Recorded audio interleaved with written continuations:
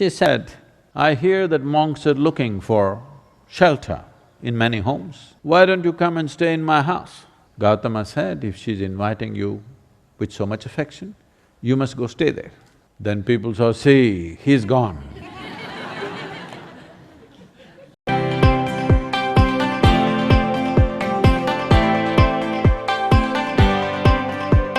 Gautama the Buddha, with a large group of his disciples who was continuously traveling, made a rule that during the monsoon season, those 2.5 months, you can stay in the same place. The rule for the sannyasis or the monks who were with him is you should never stay in any place for more than 2 days. Normally, the monks were sheltered in many homes, so this rule he passed, more than 2 nights you don't stay in one house because it will be too much of a burden for the host. They are housing 10 people, you don't stay there for a month. 2 days, it should have been 1 day. 2, because you have walked a long distance and come, bit of recovery time. But during the monsoon season, he said, up to 2 to 2.5 months you can stay in one place because walking through the jungles of that region during the monsoon season would be treacherous and many would lose their lives. So this is a time like that, they stayed in a large town and they were spread across in many homes. The monks went out to get their alms from the people. Ananda or Ananda Tirtha, as he was known, who happened to be Gautama's elder brother before his monkhood, went out and there was a courtesan or a prostitute in the town. She gave him alms, looked at him, a handsome young man, tall and straight.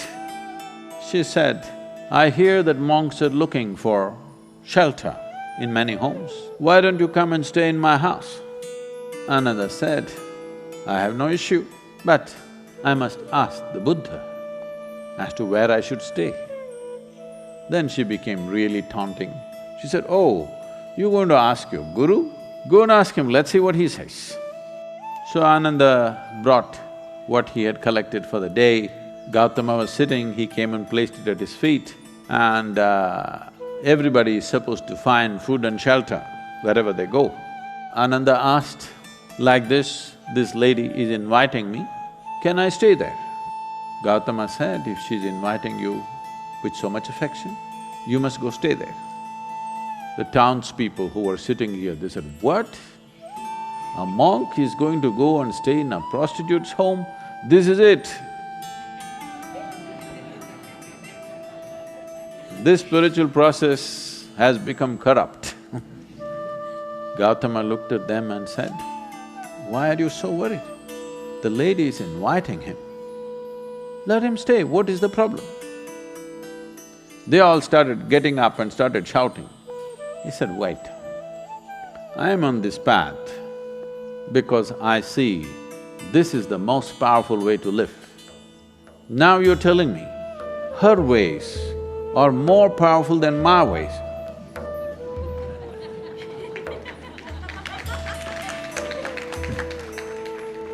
If that is the truth, I will also go and join her.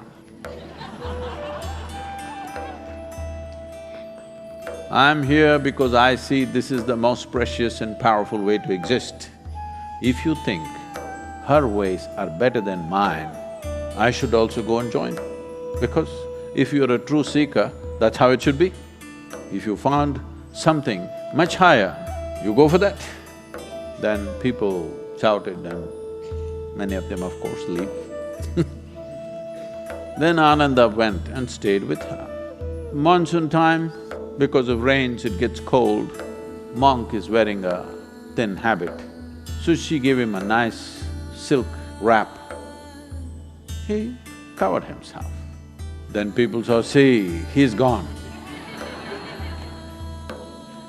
She made nice cooking and gave it to him, he ate.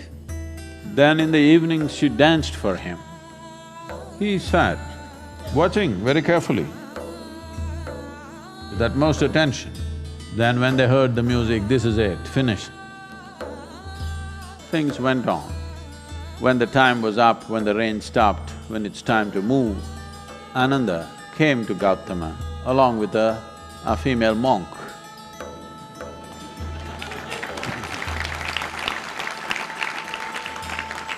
So, the power of being on the path of truth has been there, but has been many times at its height, but never got mainstreamed. I see that today, because of our ability to communicate, because of the tools of technology, the natural longing, the innate longing in a human being to find truth, this is not a thought thing.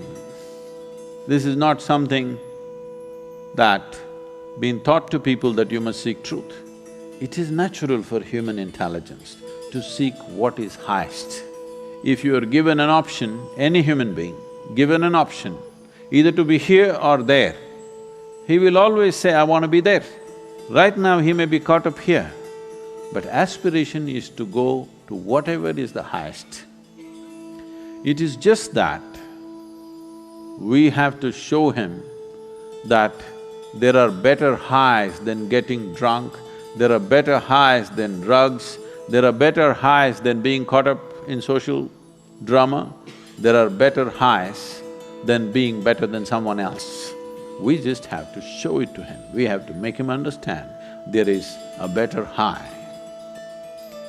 Forever, many sages, saints, yogis, gurus have been doing this, but as I said, they were gentle people.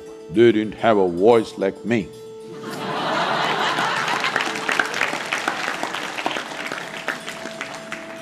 They didn't have a microphone. They didn't have tools with which they could speak to somebody there. They could only speak to people here. In spite of that, they did tremendous things. For their times, many of them did tremendous things out of sheer grace and energy. Millions of people around them, they transformed. Millions of people around them, they put them on the path of truth, on the power of truth. But a time has come where our ability to communicate is such, we can make truth slip through every door. We can make truth knock on everybody's minds and hearts. Never before this was possible. Technology has rendered us to this place. I feel this is the best age ever to make truth mainstream, to be truthful, to aspire for truth, to seek truth, the main force on the planet, because we have tools that nobody ever had.